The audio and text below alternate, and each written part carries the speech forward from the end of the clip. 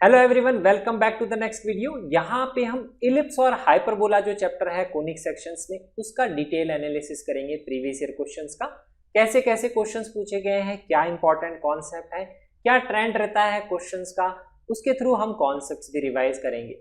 इसमें नॉर्मल और टेंजेंट की इक्वेशंस को आप चारों को एक साथ कैसे ध्यान रखते हैं उसका भी शॉर्ट तरीका सीखेंगे। ये सब हम वीडियो में डिटेल में डिस्कस करेंगे। तो यहाँ पे अगर आपको ये वीडियो अच्छा लगे, ये सीरीज अच्छी लग रही है तो लाइक जरूर करिएगा, शेयर करिएगा अपने फ्रेंड्स के साथ में, और सब्सक्राइब करना मत भूलिएगा हमारे यूट्यूब चैनल को। इसके अलावा आप चाहें तो हमें इंस्टाग्राम पे भी फॉलो कर सकते हैं @coaching_app, जहाँ पे हम डेली बेसिस पे क्वेश्चंस अपलोड करते रहते हैं, कॉन्सेप्ट्स भी अपलोड करते रहते हैं। इसके अलावा हमारा एक मोबाइल ऐप भी है कोचिंग, जिसको आप डाउनलोड कर सकते हैं गूगल प्ले स्टोर पे, जहाँ पे जेईई मेन और जेईई एडवांस के वीडियो सॉल्यूशंस हम विद कॉन्सेप्ट अपलोड करते रहते हैं। चलिए अब हम स्टार्ट करते हैं इस वीडियो को, और यहाँ पे इलिप्स और हाइपरबोला को समझते हैं, और ये भी देखेंगे कि जेईई एडवांस में भी जेईई मेन से क्या रिलेटेड इंपॉर्टेंट कॉन्सेप्ट हैं जो वहाँ पे भी पूछे जाते हैं। तो यहाँ पे सबसे पहले हम स्टार्ट करते हैं, ओवरऑल एनालाइज करते हैं इलिप्स और हाइपरबोला चैप्टर कंबाइन करके। तो इलिप्स और हाइपरबोला में से टोटल 82 क्वेश्चंस पूछे गए हैं। 87 पेपर्स को मैंने एनालाइज किया है, और यहाँ पे अगर आप प्रीवियस ईयर क्वेश्चंस को देखेंगे तो 36 क्वेश्चन आए हैं 2021 में इन 26 पेपर्स। तो एवरी सेकंड पेपर में एक क्वेश्चन इसका जरूर आता है। कई बार पैराबोला का क्वेश्चन आता है, कई बार इलिप्स हाइपरबोला का क्वेश्चन आता है, कई बार दोनों को कंबाइन करके, एक से ज्यादा कोनिक को कंबाइन करके। तो उसका एक मैं सेपरेट वीडियो बनाऊंगा, मिक्स्ड कोनिक्स के क्वेश्चंस कैसे बनाए जाते हैं और उसके कितने क्वेश्चंस आए, along with questions of locus of A point, क्योंकि वो भी एक सेपरेटली एक इंपॉर्टेंट टॉपिक है जेईई मेन और जेईई एडवांस दोनों के हिसाब से। तो उसको हम सेपरेटली एनालाइज करेंगे। अभी हम डायरेक्ट क्वेश्चंस की बात कर रहे हैं जो डायरेक्ट इलिप्स से पूछे गए हैं या डायरेक्ट हाइपरबोला से पूछे गए हैं। Mixed conics is also a separate entity. तो उसमें से यहाँ पे टोटल 13 क्वेश्चंस आए हैं 2021 में 26 पेपर्स में। और अगर आप यहाँ पे क्वेश्चंस का एनालिसिस देखेंगे तो ऑलमोस्ट चांसेस हैं कि एक क्वेश्चन इसका डेफिनेटली आएगा। जिन पेपर्स में फरवरी और मार्च में दो क्वेश्चंस इसमें से आए हैं 6 पेपर्स में, उसमें पैराबोला के क्वेश्चंस भी आ जाते हैं और उसमें मिक्स कोनिक के क्वेश्चंस भी आ जाते हैं। तो कहने का मतलब यह है कि ओवरऑल अगर आप कोनिक सेक्शंस की बात करेंगे तो 2 क्वेश्चन डेफिनेटली आएंगे, पैराबोला, इलिप्स, हाइपरबोला, या मिक्स्ड कोनिक्स, या कॉमन टेंजेंट कॉमन नॉर्मल को कंबाइन करके, या लोकस को कंबाइन करके। इस तरह से क्वेश्चन फ्रेम किए जाते हैं। बट 2 क्वेश्चन डेफिनेटली आएंगे। तो यहाँ पे इसके जो प्रीवियस ईयर क्वेश्चंस का पीडीएफ है, वीडियो लिंक जो है, उसका जो लिंक है पीडीएफ लिंक वीडियो डिस्क्रिप्शन में दिया हुआ है, डाउनलोड करके आप प्रैक्टिस कर सकते हैं और आप उसके सॉल्यूशंस एक्सेस कर सकते हैं हमारी मोबाइल ऐप कोचिंग पे। तो अब हम यहाँ पे इसका इन डेप्थ एनालिसिस करते हैं। देखिए इलिप्स और हाइपरबोला में से कैसे क्वेश्चंस पूछे गए। तो टोटल 82 क्वेश्चंस को अगर आप ब्रेक डाउन करेंगे टॉपिक्स में, तो 3 ही टॉपिक्स हैं जो सबसे ज्यादा इंपॉर्टेंट है, जिसपे क्वेश्चन आते हैं। पहला है इक्वेशन से रिलेटेड, इक्वेशन ऑफ इलिप्स निकालनी है, इक्वेशन ऑफ हाइपरबोला निकालनी है, और उसमें भी ज्यादा इंपॉर्टेंट हो जाता है इसेंट्रिसिटी बेस्ड क्वेश्चन, जिसमें आपको इसेंट्रिसिटी फाइंड करनी होती है। तो ऐसे टोटल 34 क्वेश्चंस है विच अराउंड 40% वेटेज काउंट करता है। तो यहाँ पे अगर आप इसको ब्रेक डाउन करेंगे इलिप्स और हाइपरबोला में, तो इलिप्स में से ज्यादा क्वेश्चन आए। देखिए 23 क्वेश्चन इलिप्स में से आए हैं, हाइपरबोला में से 11 क्वेश्चन ये आए हैं, और मिक्स्ड में से टोटल 8 क्वेश्चन आए हैं। मिक्स्ड का बेसिकली मतलब क्या है, कुछ क्वेश्चंस ऐसे होते हैं जिसमें इलिप्स और हाइपरबोला दोनों की इक्वेशन को मिक्स कर देते हैं। उस तरह के क्वेश्चंस भी अभी हम देखेंगे, तब आपको आइडिया लगेगा कैसे क्वेश्चंस प्रीवियस ईयर में पूछे गए हैं और पूछे जाने के चांसेस रहते हैं। जैसे एक इलिप्स दूसरे हाइपरबोला के फोकस से पास करता है, या वाइसा वर्सा, या दोनों की सेंट्रिसिटी में कोई रिलेशन है, इस टाइप के जो क्वेश्चंस होते हैं। तो अगर आप यहाँ पे देखेंगे तो इलिप्स में से ज्यादा क्वेश्चंस पूछे जाते हैं, और इवन इसेंट्रिसिटी बेस्ड क्वेश्चन ज्यादा हैं, और इक्वेशन बेस्ड क्वेश्चन कम है कि जिसमें इक्वेशन निकालनी हो, फिर चेक करना हो कि इसमें कौन सा पॉइंट लाया करता है। तो 20 क्वेश्चंस इसेंट्रिसिटी से पूछे गए हैं प्रीवियस ईयर क्वेश्चंस को अगर आप देखेंगे तो ये हो गया फर्स्ट पार्ट। सेकंड पार्ट है equation of tangent. Equation of tangent से अराउंड 21 क्वेश्चंस पूछे गए हैं। मोस्टली टेंजेंट के क्वेश्चन ही ज्यादा जेईई मेन में पूछे जाते हैं, नॉर्मल के क्वेश्चंस कम आते हैं, वैसा मैंने ऑब्जर्व किया है। स्टार्टिंग के ईयर्स में तो टेंजेंट के क्वेश्चन ही ज्यादा आते थे। रिसेंटली 2020 में 2019 में नॉर्मल के क्वेश्चन ज्यादा है, बट 21 में भी नॉर्मल के क्वेश्चन कम हो गए। बट कॉन्सेप्ट वाइज देखेंगे तो नॉर्मल में भी सिंपल आपको 2-4 कॉन्सेप्ट ही ध्यान रखने होते हैं, जिससे मोस्टली क्वेश्चन सॉल्व हो जाते हैं। टेंजेंट जो है ज़्यादा इंपॉर्टेंट है, जेईई एडवांस में भी उसी से ज़्यादा क्वेश्चंस बनाए जाते हैं। तो अगर आप इलिप्स और हाइपरबोला को देखेंगे तो इलिप्स में से ही ज़्यादा क्वेश्चंस आते हैं, टेंजेंट के बेस्ड भी हाइपरबोला में से कम क्वेश्चन पूछे जाते हैं। तो इलिप्स ज़्यादा फेवरेट टॉपिक है कंपेयरिंग टू हाइपरबोला। अब हम बात करते हैं थर्ड पार्ट। तो टेंजेंट इज अराउंड 26% वेटेज इसका रहता है, नॉर्मल के 20% वेटेज है और रिसेंट ईयर में ही वेटेज बढ़ा है, पहले तो कम ही क्वेश्चन पूछे जाते थे। हमेशा आप नोटिस करेंगे टेंजेंट के क्वेश्चन ज्यादा होंगे, नॉर्मल के क्वेश्चन कम होंगे। जैसे 6 क्वेश्चन है, इसके 2 क्वेश्चन है।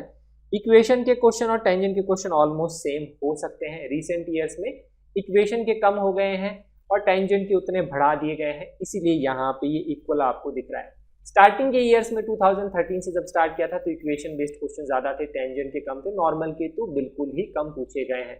तो ये ऑब्जर्वेशन है। तो इसमें नॉर्मल के 15 क्वेश्चंस पूछे गए हैं, इसमें से भी इलिप्स के नॉर्मल बेस्ड क्वेश्चन ज्यादा हैं, हाइपरबोला के नॉर्मल बेस्ड क्वेश्चन कम है। और यहाँ पे 2021 में तो 2 ही क्वेश्चन आए, वो भी हाइपरबोला के। तो रिसेंटली मैंने ऑब्जर्व किया कि पिछले 2 साल से हाइपरबोला के नॉर्मल पे बेस्ड क्वेश्चन ज्यादा आ रहे हैं, पहले इलिप्स की नॉर्मल बेस्ड क्वेश्चन ज्यादा आते थे। बट आगे हम देखेंगे इक्वेशंस में कोई ज्यादा फर्क नहीं होता है, दोनों की इक्वेशन को हम एक साथ कैसे ध्यान रखते हैं, कैसे आप एग्जाम में क्वेश्चंस देखेंगे, आप प्रीवियस ईयर प्रैक्टिस करेंगे, उन कॉन्सेप्ट्स को आपको डेफिनेटली ध्यान रखना है, उस पर ज्यादातर क्वेश्चंस बनाए जाते हैं। तो लास्ट अब रह गया है fourth topic, that is chord of contact. Chord पे मैंने आपको बताया था पैराबोला में ज्यादा क्वेश्चंस आते हैं, इलिप्स हाइपरबोला में क्वेश्चन नहीं आता, इसमें सिर्फ एक ही है chord of contact based question, वो भी मैं आपको बताऊंगा। उसमें से भी 2 ही क्वेश्चन प्रीवियस ईयर में पूछे गए हैं। उसमें किस टाइप का एक्सटेंडेड क्वेश्चन है जो बनाया जाता है इलिप्स हाइपरबोला में, वही क्वेश्चन 2 बार रिपीट हुआ है, तो वो भी हम आगे यहाँ पे डिस्कस करेंगे। तो ये हो गया है इसका ओवरऑल एनालिसिस। अब हम 1 बाय 1 करके इक्वेशन इसेंट्रिसिटी देखेंगे, क्या क्या फॉर्मूले होते हैं आपको ध्यान रखने चाहिए, क्या स्टैंडर्ड टाइप ऑफ क्वेश्चंस बनाए जाते हैं। फिर हम देखेंगे टेंजेंट से बेस्ड इंपॉर्टेंट कॉन्सेप्ट, कैसे आप इलिप्स हाइपरबोला की सबकी एक साथ टेंजेंट की इक्वेशन को याद रख सकते हैं, किस टाइप के क्वेश्चंस बनाए जाते हैं। फिर नॉर्मल बेस्ड कॉन्सेप्ट देखेंगे और लास्ट में उसमें कॉर्ड ऑफ कॉन्टैक्ट का भी डिस्कशन करेंगे। तो सबसे पहले हम यहाँ पे स्टार्ट करते हैं इक्वेशन ऑफ इलिप्स और हाइपरबोला से रिलेटेड इंपॉर्टेंट कॉन्सेप्ट से। तो सबसे पहले देखते हैं इलिप्स की इक्वेशन। इलिप्स की इक्वेशन 2 तरीके से डिफाइंड होती है, x² plus y² equal to 1, जिसमें a जो है वो b से बड़ा होता है। मैं इक्वेशन को ऐसे ही डिफाइन करता हूँ। तो जो भी इलिप्स की स्टैंडर्ड इक्वेशन है, अगर उसमें x के नीचे वाली वैल्यू बड़ी है तो उसको हम बोलेंगे a²। ध्यान रखेंगे राइट साइड में वैल्यू 1 के बराबर होनी चाहिए, ऐसे आपको स्टैंडर्ड फॉर्म में उसको रिप्रेजेंट करना है। और y² और x² के नीचे ही कोफिशिएंट होना चाहिए, ऊपर कोई भी वैल्यू नहीं होनी चाहिए, तब हम उसको a² बोलते हैं। और x के नीचे की वैल्यू अगर बड़ी होती है तो इलिप्स की एक्स एक्सिस जो होगी वो क्या होगी, मेजर एक्सिस होगी, उसके अलॉन्ग वो इलोंगेटेड रहेगा। ये बड़ी वैल्यू तो x के अलॉन्ग इलोंगेटेड वो रहेगा, ऐसे डिफाइंड है। और दूसरी एक्सिस हो जाएगी माइनर एक्सिस। इसी तरह से एक और इलिप्स होता है जिसमें y के नीचे की वैल्यू बड़ी होती है तो उसको a² बोलते हैं, और जो छोटी वैल्यू है उसको b² बोलते हैं। तो y के नीचे की वैल्यू बड़ी है तो y डायरेक्शन में वो इलोंगेटेड होगा, x डायरेक्शन में इलोंगेटेड नहीं होगा। ऐसे इलिप्स डिफाइंड होता है। दोनों की इसेंट्रिसिटी का फॉर्मूला मैं एक ही लिखता हूं, that is b² equal to 1 minus e²। Eccentricity की वैल्यू 0 से 1 के बीच में करती है लाए। इसेंट्रिसिटी इक्वल टू 1 जो होती है वो पैराबोला के केस में होती है। तो यहाँ पे e ग्रेटर देन 0 और लेस देन 1 होगा। तो ध्यान रखिए 1 माइनस e² को मैं ऐसे ही b² से क्यों ध्यान रखता हूँ, क्योंकि जितने भी क्वेश्चन आप सॉल्व करेंगे, मोस्टली क्वेश्चंस में जब आप कैलकुलेशन करेंगे इसेंट्रिसिटी वाले में, तो उसमें आपकी कोशिश ये रहेगी कि कैसे भी करके b² अपॉन a² आप जनरेट कर लेंगे। ध्यान रखिए एक इंपॉर्टेंट छोटा सा थॉट प्रोसेस है, b² जनरेट करेंगे, उसके बाद में क्वेश्चन आसानी से सॉल्व हो जाता है। प्रीवियस ईयर क्वेश्चन प्रैक्टिस करेंगे तो आपको ये चीज वहां पे बहुत जगह दिखेगी। तो यहाँ पे 1 माइनस e² क्यों आता है, क्योंकि इसेंट्रिसिटी 0 से 1 के बीच में है तो राइट साइड की वैल्यू पॉजिटिव होगी, और ये भी स्क्वायर है तो ये भी पॉजिटिव होगा, तभी दोनों पॉजिटिव क्वांटिटीज इक्वल हो सकती है। इसको हम ऐसे रखते हैं ध्यान। तो ये हो गई इलिप्स की equation, a is the larger value, b is the smaller value, वैसे करते हैं हम डिफाइन। नेक्स्ट होता है हाइपरबोला की इक्वेशन। तो हाइपरबोला की इक्वेशन में a और b डिफरेंट तरीके से डिफाइंड होता है, उसमें पॉजिटिव और नेगेटिव साइन से डिफाइंड होता है। तो उसमें हम क्या करते हैं, उसमें भी राइट साइड में 1 बनाते हैं और x² का कोफिशिएंट और y² का कोफिशिएंट इक्वल टू के एक साइड में जनरेट करते हैं। ध्यान रखेंगे दोनों एक ही साइड होने चाहिए। अगर y² के आगे वैल्यू नेगेटिव है और x² के आगे वैल्यू पॉजिटिव साइन है तो इसमें जो नीचे वाली वैल्यू है वो पॉजिटिव साइन के हिसाब से ये डिफाइंड होता है। ए छोटा भी हो सकता है, ए बड़ा भी हो सकता है, उससे फर्क नहीं पड़ता है, बट वो पॉजिटिव साइन के साथ वाला होना चाहिए। नेगेटिव साइन के साथ वाली वैल्यू को बोलते हैं हम बी। ऐसे ए और बी डिफाइंड होते हैं, ये हम रखेंगे यहाँ पे ध्यान। अब यहाँ पे अगर इसकी हम इक्वेशन से एक्सिस डिफाइन करेंगे तो एक्स एक्सिस के अलोंग जो एक्सिस होगी उसको हम बोलेंगे ट्रांसवर्स एक्सिस। तो जिसमें पॉजिटिव साइन होता है उसके अलोंग ट्रांसवर्स एक्सिस बोलते हैं, और जहाँ पॉजिटिव साइन होता है उसी के अलोंग हम हाइपरबोला ड्रॉ करते हैं। ये हमारी ट्रांसवर्स एक्सिस है और इसके अलोंग ही इस तरह से हाइपरबोला ड्रॉ होगा। इसका सेंटर ओरिजिन ही होता है, और जो दूसरी एक्सिस होती है वाई एक्सिस उसको हम बोलते हैं कॉन्जुगेट एक्सिस। तो ये हमें यहाँ पे ध्यान रखना है, ऐसे डिफाइंड होता है। इसी तरह से एक और हाइपरबोला हम डिफाइन कर सकते हैं जिसमें एक्स स्क्वायर के आगे नेगेटिव हो और वाई स्क्वायर के आगे पॉजिटिव हो।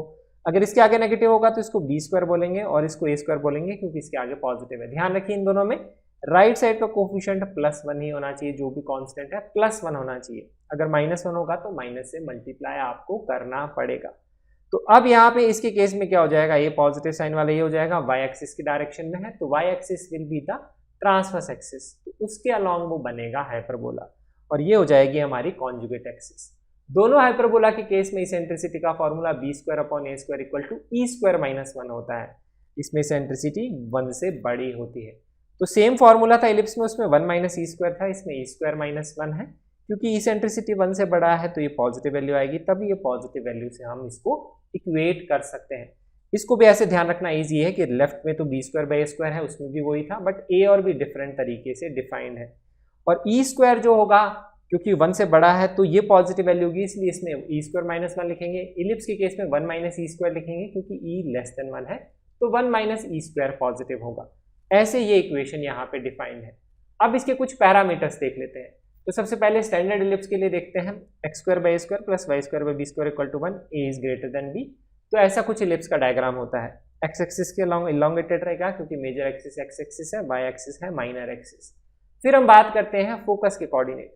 तो जो फोकस होते हैं वो सेंटर से a डिस्टेंस पे होते हैं। ध्यान रखेंगे डिस्टेंस हमेशा ध्यान रखेंगे, जैसा मैंने पैराबोला में बताया, डिस्टेंस कभी भी चेंज नहीं होता है।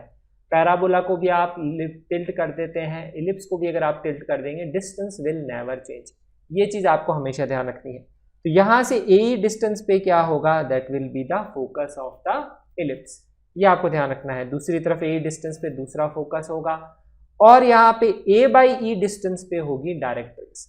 यहाँ पे भी a/e distance from the centre पे होगी डायरेक्ट्रिक्स। अगर आप इस इक्वेशन में नोटिस करेंगे, अगर e की वैल्यू अगर आप 1 पुट कर देंगे तो आपको पैराबोला के फोकस और डायरेक्ट्रिक्स मिल जाएंगे।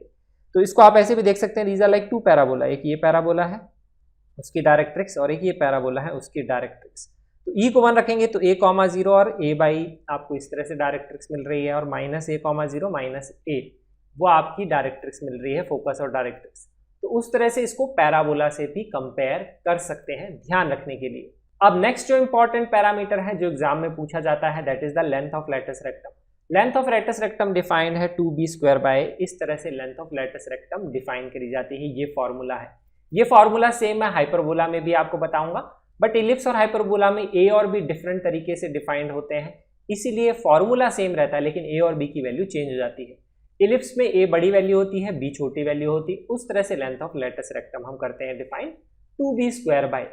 अब लेंथ ऑफ लैटिस रेक्टम का एक और फॉर्मूला होता है, वो भी मैं आपको बता देता हूं, that is equal to 2e × distance of focus from directrix.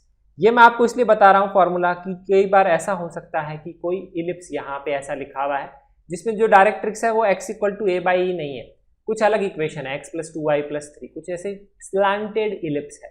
तो अगर आपको दे दिया x + 2y + 3 और आपको वहां पे दे देगा फोकाई का कोऑर्डिनेट 3,4, अब आपको बोलेगा लेंथ ऑफ लैटिस रेक्टम निकालो, या इसेंट्रिसिटी क्वेश्चन में दिया होगा, तब आप ये फॉर्मूला यूज कर सकते हैं। Distance of focus from directrix निकाल लेंगे, और इसेंट्रिसिटी अगर आपको दी होगी तो 2e टाइम से मल्टीप्लाई करके लेंथ ऑफ लैटिस रेक्टम निकाल सकते हैं। अब इस कॉन्सेप्ट पे जेई एडवांस में भी क्वेश्चन आ सकता है, जेई मेन में भी अभी तक इस पे क्वेश्चन नहीं आया, बट एडवांस में इस टाइप के क्वेश्चन बनाए जा सकते हैं स्लैंटेड के केस में। उसके केस में ध्यान रखना चाहिए general formula length of lattice rectum का ये होता है। ये फॉर्मूला जो सेम है ये किसमें और हम अप्लाई करते हैं, ये फॉर्मूला सेम आप अप्लाई करते हैं हाइपरबोला में, उसमें भी आप ये फॉर्मूला अप्लाई कर सकते हैं, ये ध्यान रखिए। और ये सेम फॉर्मूला आप अप्लाई कर सकते हैं किसमें, that is in parabola. Parabola में इसेंट्रिसिटी की वैल्यू 1 होती है, तो distance of focus from directrix 2a होता है, उसका 2 टाइम्स कर देंगे तो length of latus rectum 4a वही वैल्यू आती है। तो स्लांटेड के केस में भी आप ऐसे वो वैल्यू निकाल सकते हैं, ये ध्यान रखिए। अब नेक्स्ट एक इंपॉर्टेंट प्रॉपर्टी होती है इलिप्स में, that is PS plus PS dash equal to 2a। ये क्या है, यहाँ पे रिप्रेजेंट करता है कि अगर आप यहाँ पे कोई भी एक पॉइंट लेते हैं इलिप्स के ऊपर, उसको पॉइंट P से डिफाइन करता हूँ, तो इसके केस में हम दो फोकस डिफाइन करते हैं इलिप्स में, एक S और एक S डैश। तो PS होता है यहाँ पे फर्स्ट वाले फोकस से डिस्टेंस, PS डैश होता है सेकेंड वाले फोकस से डिस्टेंस। इन दोनों डिस्टेंस का सम 2 टाइम्स a होता है। 2 टाइम्स a यहाँ पे क्या वैल्यू है, इसको बोलते हैं हम मेजर एक्सिस की लेंथ, -a,0 से a,0 के बीच का डिस्टेंस, दैट इज 2a। तो वो मेजर एक्सिस की लेंथ के बराबर होता है। तो कभी भी एक पॉइंट का डिस्टेंस दो पॉइंट के डिस्टेंस से यहाँ पे सम एक कांस्टेंट क्वांटिटी होती है, तो ये पॉइंट हमेशा इलिप्स पे लाया करता है। इस तरह से इस प्रॉपर्टी का यूज किया जाता है। तो ये भी क्या है, कई बार क्वेश्चन ऑफ इसेंट्रिसिटी में दिया हुआ हो सकता है, इस तरह से कंडीशन आपको इसेंट्रिसिटी निकालने को बोल सकता है। इस टाइप का क्वेश्चन भी एक बार प्रीवियस ईयर में आया हुआ है इस प्रॉपर्टी को यूज करके, तो ये आपको ध्यान रखना है। नेक्स्ट मैंने आपको बताया था पैराबोला के केस में फोकल डिस्टेंस, जिसको फोकल रेडियस बोलते हैं। जब मैंने बोला था कि PS आपको डिफाइन करना है, तो उसमें मैंने आपको बोला था PS जब भी डिफाइन करना है उसका डायरेक्ट्रिक्स से डिस्टेंस निकालेंगे और वो दोनों इक्वल होते हैं। वैसे आप उस पॉइंट के कोऑर्डिनेट निकाल सकते हैं। यहाँ पे इस केस में कैसे आती है प्रॉपर्टी, एक प्रॉपर्टी मैंने आपको बताई थी कि जैसे PS है और अगर मैं इसको यहाँ पे एक्सटेंड कर देता हूँ, यहाँ पे पॉइंट Q बोल देता हूँ, तो मैंने आपको बताया था उसमें एक प्रॉपर्टी होती है 1/SP plus 1/SQ equal to 2 semi latus rectum.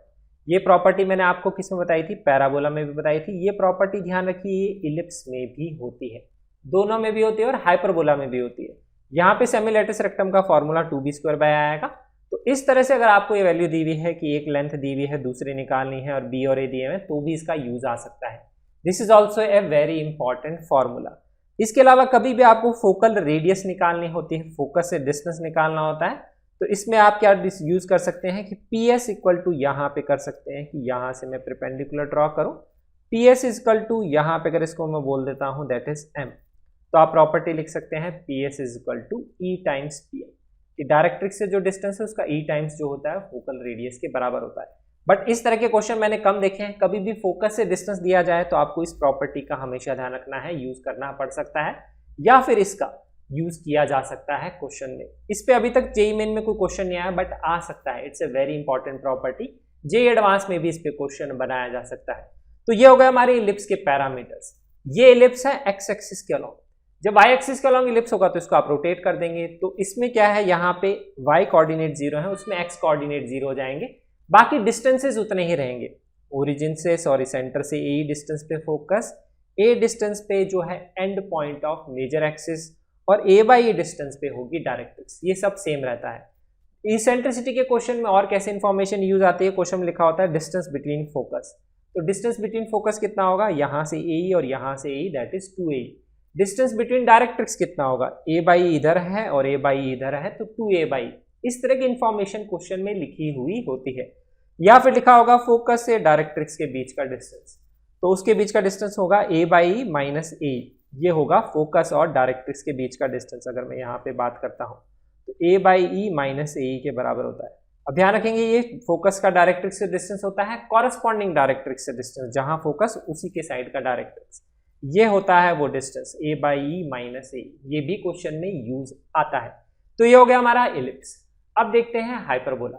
तो हाइपरबोला में प्लस और माइनस से डिफाइन होता है। प्लस अगर x के डायरेक्शन में है तो x के डायरेक्शन में हाइपरबोला होगा, उसको बोलेंगे ट्रांसवर्स एक्सिस। y डायरेक्शन में कॉन्जुगेट एक्सिस होगी।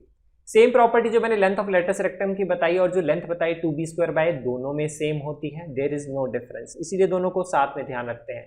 इसके अलावा मैंने जो प्रॉपर्टी आपको बताई थी फोकल डिस्टेंस वाली, फोकल रेडियस वाली, फोकस से distance 1/SP plus 1/SQ equal to 2 semi latus rectum, ये भी प्रॉपर्टी किसमें होती है, हाइपरबोला में होती है। इसका भी यूज आ सकता है क्वेश्चन को सॉल्व करने के लिए। इसके अलावा सारी चीजें सेम है। फोकस का बीच में डिस्टेंस भी 2AE है, डायरेक्ट्रिक्स के बीच का डिस्टेंस 2A/E है, length of latus rectum 2b², same formula है, देयर इज नो डिफरेंस। और जो कोऑर्डिनेट्स हैं वो भी ऐसे ही हैं। AE पे यहाँ पे फोकस है, A/E पे यहाँ पे डायरेक्ट्रिक्स एंड सो ऑन। ऐसे आप डिफाइन कर सकते हैं। इट्स वेरी सिंपल, दोनों को साथ में ध्यान रखना। सिर्फ आप इसको ऐसे समझ सकते हैं कि इलिप्स जो होता है कि अगर मैंने हाइपरबोलास को रिवर्स कर दूं, इसको अगर मैं यहाँ पे इस तरह से बना दूं और इस तरह से बना दूं और इसको मैं यहाँ से इधर से बना दूं, तो उसको कंबाइन करेंगे so that will look like an ellipse. तो उसी इलिप्स को हमने बीच में से काट के इसको ऐसे फ्लिप कर दिया, तो ये कुछ इस तरह का रख रहा है। इसको मैं ऐसे ध्यान रखता हूँ, ये प्रॉपर्टी होगी। अब नेक्स्ट जो फोकल डिस्टेंस की प्रॉपर्टी होती है वो है किसी भी पॉइंट का फोकस से डिस्टेंस का जो डिफरेंस होता है वो 2a के बराबर होता है। उसमें एडिशन था, उसमें डिफरेंस है। तो यहाँ पे अगर मैं एक पॉइंट लेता हूँ इस पे p के बराबर, तो अगर मैं ये फोकस बोल देता हूँ s, तो मैं यहाँ पे लिखूंगा ps, और ये जो दूसरा वाला फोकस है उससे डिस्टेंस लिखूंगा ps डैश। ये वाला डिस्टेंस मैं लिख लेता हूँ ps डैश। अब इस वाले हाइपरबोला के लिए क्या होगा, ps dash will be greater than ps, तो उसके केस में आएगा ps dash minus ps equal to 2a।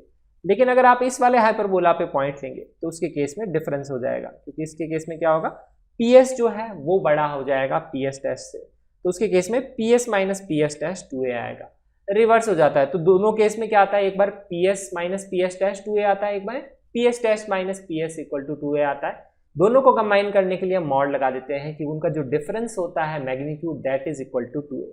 तो ये चीज इंपॉर्टेंट है, ये भी आपको यूज करनी पड़ सकती है। इतना ही है basic.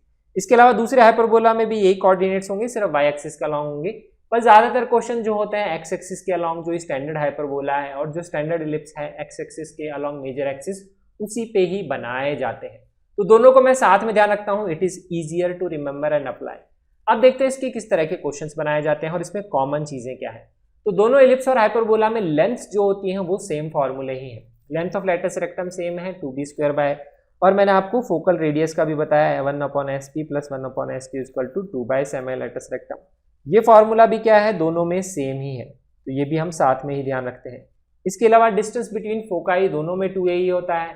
Distance between semi latus distance between directrix 2a by होता है, वो भी दोनों में सेम होता है। Distance between focus and directrix a by minus a ही होता है, ये भी दोनों में सेम है। अगर यहाँ पे बोलेंगे इलिप्स के केस में तो a बाई माइनस a ही होगा, क्यों, क्योंकि उसमें सेंट्रिसिटी लेस देन 1 होता है, तो उसमें a बाई a से बड़ा होगा, तो a बाई माइनस a ही लिखेंगे। लेकिन अगर आप हाइपरबोला के केस में लिखेंगे तो ये वाला जो डिस्टेंस आपको रिवर्स करके लिखना पड़ेगा। ध्यान ये रखना है, ये वैल्यू पॉजिटिव होगी क्योंकि डिस्टेंस है, तो हाइपरबोला के केस में आप लिखेंगे a minus a by, this is the distance, क्योंकि ये पॉजिटिव क्वांटिटी है हाइपरबोला के केस में। हाइपरबोला के केस में इसेंट्रिसिटी 1 से बड़ा है, तो a बाई e से बड़ा होगा, इसलिए इसको a माइनस a बाई लिखेंगे। इलिप्स के केस में इसको रिवर्स करके लिखेंगे। तो ये है कुछ स्टैंडर्ड फॉर्मूले जो ज्यादातर क्वेश्चन में यूज आते हैं। इसके अलावा इसेंट्रिसिटी का फॉर्मूला आपको पता होना चाहिए। अब हम देखते हैं इससे रिलेटेड जो क्वेश्चंस जो प्रीवियस ईयर में पूछेंगे किस टाइप के क्वेश्चन बनाए जाते हैं। तो जैसे इस टाइप का, जैसे ये क्वेश्चन है इसेंट्रिसिटी निकालने का या लेंथ ऑफ लेटस रेक्टम निकालने का, ज्यादातर क्वेश्चन दो ही टाइप के आते हैं, या तो लेंथ ऑफ लेटस रेक्टम निकालनी होती है या इसेंट्रिसिटी निकालनी होती है इलिप्स या हाइपरबोला की। इस टाइप के क्वेश्चन काफी कॉमन है, जो मैंने आपको बताए थे, अराउंड 20 क्वेश्चन पूछे गए हैं। तो यहाँ पे distance between foci of ellipse is 6, तो 2a इज 6। डायरेक्ट्रिक्स के बीच का distance 2a by e is equal to 12, जो मैंने आपको बताया। लेंथ ऑफ लेटस रेक्टम निकालनी है 2b स्क्वायर बाई, तो ये तीनों चीजें तो आपको हमेशा लिखनी ही है। इसके अलावा हमेशा इसेंट्रिसिटी का फॉर्मूला लिखना है, b square by square equal to 1 minus e square, ये आ जाएगा इलिप्स के केस में। हाइपरबोला होता तो e स्क्वायर माइनस 1 ही आ जाता। तो अब आपको ये वैल्यू निकालनी है, तो a और b निकालना है। a और b निकालना है, एक इक्वेशन, दो इक्वेशन, तीन इक्वेशन, इसी से हम a और b करेंगे इवैल्यूएट। तो अब आप इन इक्वेशन से कैसे निकाल सकते हैं, मुझे दिख रहा है ये दो इक्वेशन है, दो वेरिएबल हैं a और e। तो a और e की वैल्यू तो हम इससे निकाल सकते हैं। कैसे निकाल सकते हैं, e की वैल्यू 6/2a यहाँ पुट कर दो, या फिर मुझे दिख रहा है कि इन दोनों इक्वेशंस को मैं मल्टीप्लाई कर सकता हूँ, क्योंकि यहाँ पे देखूंगा 2 से 6 कैंसिल, यहाँ 3 आ जाएगा, 2 से 12 कैंसिल, यहाँ 6 आ जाएगा। तो a इक्वल टू 3 और a इक्वल टू 6 ही यहाँ पे ये आ रहा है। फिर अगर मैं इन दोनों को मल्टीप्लाई करूंगा तो e से e कैंसिल, तो ये आ जाएगा that is a square equal to 18। तो a की वैल्यू आ जाएगी 3√2, यही वैल्यू आ जाएगी यहाँ पे a की। हमें a की वैल्यू ही चाहिए जो यहाँ पुट करेंगे लेंथ में, तो उससे आंसर आ जाएगा। नेक्स्ट हम यहाँ पे e की वैल्यू निकाल लेते हैं, क्योंकि a निकलेगा e निकलेगा तभी b निकलेगा। तो ये फॉर्मूला हमेशा आपको लिखना है, ये कभी भी क्वेश्चन में नहीं दी होगी इन्फॉर्मेशन, ये आपको हमेशा लिखना पड़ेगा। तो इसेंट्रिसिटी निकालेंगे, यहाँ पे a की वैल्यू पुट कर देंगे, दैट इज इक्वल टू 3√2। तो यहाँ पे आप a की वैल्यू पुट करके 3√2, तो 3 से 3 कैंसिल, इसेंट्रिसिटी 1/√2 आ जाएगी। और ये वाली वैल्यू और ये वाली वैल्यू पुट करके यहाँ से b स्क्वायर निकाल लेंगे। b स्क्वायर पता है, a पता है, दोनों वैल्यू पुट करके आप आंसर आसानी से निकाल सकते हैं। काफ़ी स्टैंडर्ड और सिंपल क्वेश्चंस इस तरीके से बनाए जाते हैं एग्जाम में। ये ध्यान रखिए, सबसे simple type of question eccentricity based होते हैं। सिर्फ प्रीवियस ईयर क्वेश्चन भी अगर आप ढंग से कर लेंगे तो आपका इस टाइप का क्वेश्चन डेफिनेटली सही सॉल्व होगा एग्जाम में। दूसरे टाइप के क्वेश्चन जो होंगे, जैसे इलिप्स है वैसे हाइपरबोला में भी बनाया जा सकता है, लेकिन वो भी ऐसे ही स्टैंडर्ड क्वेश्चंस होते हैं। अब हम बात करते हैं कंबाइन करके जो क्वेश्चन बनाए जाते हैं। जैसे देखिए यहाँ पे eccentricity of hyperbola is √5 times eccentricity of ellipse. कुछ क्वेश्चन ऐसे बनाते हैं, इसेंट्रिसिटी को रिलेट कर देते हैं। तो हाइपरबोला में दिया हुआ है, स्टैंडर्ड फॉर्म में चेंज करेंगे, 10 से डिवाइड करेंगे, यहाँ कोफिशिएंट 1, वाई स्क्वायर का कोफिशिएंट 1 तो सेक स्क्वायर थीटा नीचे चला जाएगा, कॉस स्क्वायर थीटा ये आ जाएगा। इसकी इसेंट्रिसिटी ई है, वो हमें यूज करना है, क्वेश्चन में लिखा हुआ है इसकी इसेंट्रिसिटी को रिलेट किया है तो उसका फॉर्मूला हमें लिखना पड़ेगा, B square by square equal to E square minus 1। Ellipse का जो है स्टैंडर्ड फॉर्म में इक्वेशन है, 5 से डिवाइड करेंगे, सेक स्क्वायर थीटा नीचे जाएगा तो कॉस स्क्वायर थीटा, यहाँ Y square by 5 equal to 1। इसकी इसेंट्रिसिटी का भी फॉर्मूला यूज करना, ध्यान रखिए इसमें कैपिटल बी और कैपिटल ए लिखा है, इसमें स्मॉल बी स्मॉल ए लिखा है, क्योंकि दोनों में बी और ए का सिग्निफिकेंस अलग है, अलग तरीके से डिफाइंड है। अब यहाँ पे इसेंट्रिसिटी में रिलेशन है कि वो √5 टाइम्स है, small equal to √5 times of capital E, ये हमने यहाँ पे वैल्यू लिखी। अब इससे हमें यहाँ पे length of latus rectum of ellipse निकालनी है, तो इसकी लेंथ ऑफ लेटस रेक्टम निकालनी तो 2b स्क्वायर बाय, तो हमें इसके लिए b स्क्वायर और a की वैल्यू चाहिए।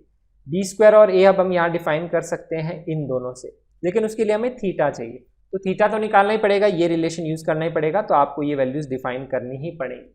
सबसे पहले इसेंट्रिसिटी डिफाइन करेंगे हाइपरबोला में, तो a यहाँ पे पॉजिटिव साइन से होता है, b नेगेटिव साइन से, तो a स्क्वायर अगर हम बोलेंगे तो आएगा 10, क्योंकि पॉजिटिव के साथ है, नेगेटिव के साथ वाला हो जाएगा b स्क्वायर। तो ये वैल्यू हम यहाँ पुट करेंगे, तो इसेंट्रिसिटी आ जाएगा दैट इज 10 से 10 cancel 1 plus cos square theta.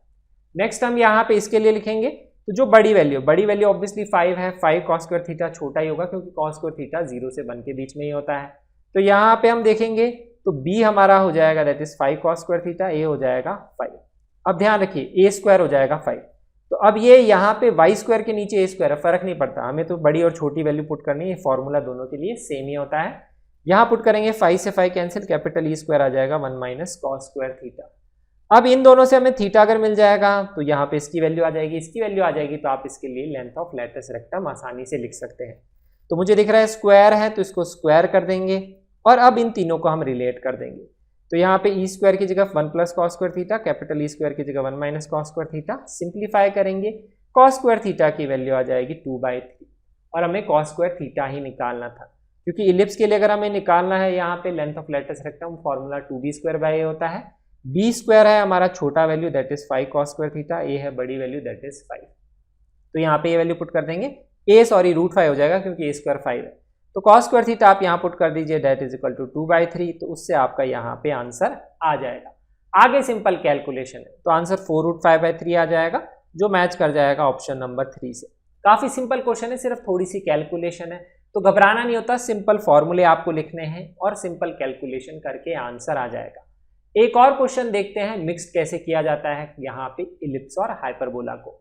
इसमें डायरेक्ट रिलेशन था, अब इसमें देखो ये काफी कॉमन टाइप है, एक हाइपरबोला दूसरे इलिप्स के फोकस से पास करता है या उसकी एक्सिस सेम है, इस टाइप की कुछ इंफॉर्मेशन लिखी हुई होती है।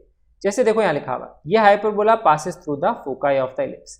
हाइपरबोला हमें क्वेश्चन में नहीं दिया हुआ, इलिप्स हमें क्वेश्चन में लिखा हुआ है। फिर लिखा हुआ है इसकी जो ट्रांसवर्स और कॉन्जुगेट एक्सिस है, किसकी, हाइपरबोला की, coincide with major and minor axis of ellipse. तो आप इलिप्स को देखिए, मेजर एक्सिस क्या होगी, एक्स स्क्वायर के नीचे बड़ी क्वांटिटी है, तो हमें दिख रहा है कि अगर मैं इलिप्स डिफाइन करना चाहूंगा तो इलिप्स की मेजर एक्सिस एक्स एक्सिस ही होगी, क्योंकि इसके नीचे बड़ी वैल्यू है, और यही एक्स एक्सिस जो है वो यहाँ पे हाइपरबोला की क्या है, ट्रांसवर्स एक्सिस है, क्योंकि वही इसकी मेजर एक्सिस से कोइंसाइड करती है।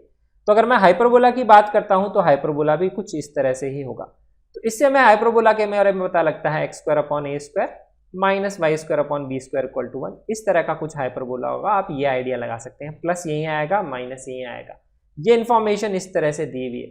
अगर उल्टा लिखा हुआ होता कि ट्रांसवर्स एक्सिस माइनर एक्सिस से कोइंसाइड करती है तो दूसरा हाइपरबोला होता, तो उसके केस में प्लस माइनस उल्टा हो जाता और यहाँ b² और यहाँ a² हो जाता। ये ध्यान रखिए, ये इन्फॉर्मेशन हाइपरबोला को डिफाइन करने के लिए लिखी हुई है। हाइपरबोला इसके फोकस से पास करता है, तो आपको फोकस तो निकालना ही पड़ेगा, तो पहले हम फोकस ही निकाल लेते हैं। तो इसके लिए इसेंट्रिसिटी निकालनी पड़ेगी, क्योंकि फोकस के कोऑर्डिनेट हमें पता है a,0 और -a,0 ही होते हैं। तो यहाँ पे a डिफाइन करने के लिए e निकाल लेते हैं और उससे a और b डिफाइन कर लेते हैं। b² होता है छोटी वैल्यू 16, a² होता है बड़ी वैल्यू, तो इसेंट्रिसिटी निकालेंगे तो आएगी 3/5। और हमें पता है यहाँ पे ए हमारा है 5 क्योंकि ए स्क्वायर है 25, तो यहाँ से हमारा 5 मल्टीप्लाइड बाय 3/5 ये आ जाएगा 3। तो यहाँ से हमें पता लग रहा है कि जो हाइपरबोला हम डिफाइन करेंगे यहाँ प्लस और यहाँ माइनस यही वाला हाइपरबोला होगा, ये पास करेगा पॉइंट ±3,0। कोई सा भी पॉइंट सेटिस्फाई करा सकते हैं, तो ऐसी तो एक कंडीशन निकालेंगे। ये हमें क्वेश्चन में दिया हुआ है तो ये यूज कर ली इन्फॉर्मेशन, फोका इसे पास कर रहा है। क्वेश्चन में लिखा है if the product of their eccentricities is 1, equation of hyperbola निकालनी। तो इक्वेशन ऑफ हाइपरबोला निकालने के लिए दो वैल्यू चाहिए ए और बी। एक वैल्यू तो यहाँ से निकाल लेंगे, इस पॉइंट से पास करता है, तो एक इक्वेशन यहाँ से बन जाएगी। तो देखो यहाँ से ±3,0 पुट करेंगे, ए स्क्वायर इक्वल टू 9 तो हमारा यहाँ आ ही गया। दूसरी कंडीशन है प्रोडक्ट ऑफ एसेंट्रिसिटीज इज 1, तो E1 E2 हमारा 1 है, इसको भी हमें यूज करना पड़ेगा। E2 हमें क्वेश्चन में लिखा हुआ है 3/5, तो E1 आ जाएगा 5/3, इसको भी हमें क्वेश्चन में यूज करना ही है। तो मैंने बोला हमेशा जब भी एसेंट्रिसिटी दिया हुआ है नहीं दिया हुआ, आपको एसेंट्रिसिटी का रिलेशन हमेशा लिखना है, b² इक्वल टू E² - 1 होता है हाइपरबोला में। यहाँ ये वैल्यू पुट करेंगे 5/3, A² पता है 9, तो यहाँ से अगर आप सॉल्व करेंगे तो b² की वैल्यू आ जाएगी दैट इज इक्वल टू 16, ये वैल्यू आ गई। और A² b² यहाँ पुट कर देंगे तो हाइपरबोला की इक्वेशन आ जाएगी। फिर जो भी चार ऑप्शन में दिए हुए आप उससे मैच करा सकते हैं। कई बार क्वेश्चन में ये इन्फॉर्मेशन नहीं भी दी होती, कई बार सिंपल क्वेश्चन ऐसा होता है कि हाइपरबोला निकालो जो एक पॉइंट से पास करता है, तो एक इक्वेशन ऐसे बन जाती है। फिर उसकी एसेंट्रिसिटी दे देते हैं या ए और बी में कुछ रिलेशन दे देते हैं, दूसरी इक्वेशन वैसे भी हाइपरबोला की इक्वेशन निकालने को बोलता है। बट आजकल मैंने ऑब्जर्व किया है रिसेंट ईयर्स में आफ्टर 19, 20, 21 उसमें मिक्स्ड क्वेश्चंस बनाने के चांसेस भी रहते हैं। एक या दो क्वेश्चन डेफिनेटली जेईई मेन में मिक्स्ड का आता ही है, जिसमें इलिप्स हाइपरबोला की फोकस से पास करता है, सेम एक्सिस, इस टाइप की इन्फॉर्मेशन दी हुई होती है। इस टाइप के क्वेश्चन अगर आप प्रीवियस ईयर में देखेंगे तो मिक्स्ड वाले 7-8 क्वेश्चन मिल जाएंगे, वो प्रैक्टिस करेंगे तो थोड़ा आपको और आइडिया लग जाएगा। अब हम चलते हैं नेक्स्ट पार्ट की तरफ, that is the tangent of ellipse and hyperbola. सबसे पहले देखते हैं कि उनकी इक्वेशंस को हम याद कैसे रखते हैं चारों। अब हम चलते हैं नेक्स्ट पार्ट की तरफ, that is equation of tangent to ellipse and hyperbola. सबसे पहले हम यहाँ पे देखते हैं कि उनकी इक्वेशंस को हम ध्यान कैसे रख सकते हैं, चारों के चारों की। दो इलिप्स हैं और दो हाइपरबोला है, सिर्फ एक के लिए ध्यान रखेंगे, उस एक से हम बाकी तीनों की इक्वेशन को फटाफट लिख सकते हैं। तो सबसे पहले इलिप्स के लिए लिखते हैं x² + a² + y² / b² = 1। ज्यादातर क्वेश्चन स्टैंडर्ड इलिप्स के उसी के आते हैं जिसमें major axis along x axis होती है और minor axis along y axis होती है। तो पॉइंट फॉर्म में इक्वेशन लिखी जाती है, तो पॉइंट है x1, y1, तो उसके लिए इक्वेशन लिखते हैं x² की जगह x(x1) और y² की जगह y(y1) पुट करके, तो x(x1) / a² + y(y1) / b² = 1। Point form का यूज तब आता है जब कोई एक पॉइंट आपको इलिप्स पे दिया हुआ है और आपको इक्वेशन लिखनी है, तब आप क्या कर सकते हैं, इस फॉर्म का यूज कर सकते हैं, डायरेक्ट इक्वेशन निकाल सकते हैं। दूसरा पॉइंट फॉर्म का यूज तब आता है जब आपको इक्वेशन ऑफ टेंजेंट पता है और आपको पॉइंट ऑफ कॉन्टेक्ट निकालना है, तो वो जो इक्वेशन ऑफ टेंजेंट होती है उसको हम पॉइंट फॉर्म से कंपेयर करके x1 y1 की वैल्यू निकाल सकते हैं। इस दो तरीके से इस इक्वेशन का जनरली यूज होता है क्वेश्चन को सॉल्व करने के लिए। दूसरी फॉर्म है यहाँ पे, that is the parametric form. Parametric form में जो पॉइंट डिफाइन होता है इलिप्स पे, that is a cos theta b sin theta, यहाँ पुट करेंगे तो इसको सेटिस्फाई करेगा। तो आप x1 की जगह ये वैल्यू पुट कर देंगे, that is a cos theta, और y1 की जगह आप ये वैल्यू पुट कर देंगे, that is b sin theta. Simply आपको पॉइंट फॉर्म में ये वैल्यूज पुट करनी है यहाँ पे। जैसे ही आप ये वैल्यू पुट करेंगे तो इक्वेशन आएगी x cos theta upon a plus y sin theta upon b equal to 1। ये है equation of tangent to ellipse in parametric form. इसका यूज जनरली तब आता है कभी भी किसी भी क्वेश्चन में, अगर कोई भी question locus of A point का क्वेश्चन है। लोकस के क्वेश्चंस में जनरली हम पैरामेट्रिक फॉर्म को ही यूज करते हैं सॉल्व करने के लिए, क्योंकि लोकस के क्वेश्चंस में साइन और कोसाइन जो वेरिएबल है थीटा, उसको एलिमिनेट करना इजी होता है using sin square theta plus cos square theta equal to 1 identity. अगर आपने क्वेश्चंस किए होंगे तो आपको पता लग रहा होगा कि मैं क्या बोल रहा हूँ। बट ध्यान रखिए लोकस वाले क्वेश्चंस में इसका काफी यूज में आता है। या कोई क्वेश्चन ऐसा आता है जिसमें मैक्सिमम मिनिमा का यूज आता है कि आपको इसकी मैक्सिमम वैल्यू बतानी है, मिनिमम वैल्यू बतानी है, टेंजेंट कोई ट्रायंगल बना रहा है, इस तरह का कोई भी क्वेश्चन है। ऐसे भी क्वेश्चन आप प्रीवियस ईयर में देखेंगे तो ऐसे क्वेश्चन जे एडवांस में भी आते हैं, उसमें भी इस फॉर्म को यूज करते हैं क्योंकि एक सिंगल वेरिएबल थीटा आता है, उसके टर्म्स में डिफरेंशिएट करके आप उसको मैक्सिमाइज और मिनिमाइज कर सकते हैं। ऐसे दो तरीके से इसका ज्यादातर यूज आता है क्वेश्चंस को सॉल्व करने के लिए। तीसरी फॉर्म है that is the slope form.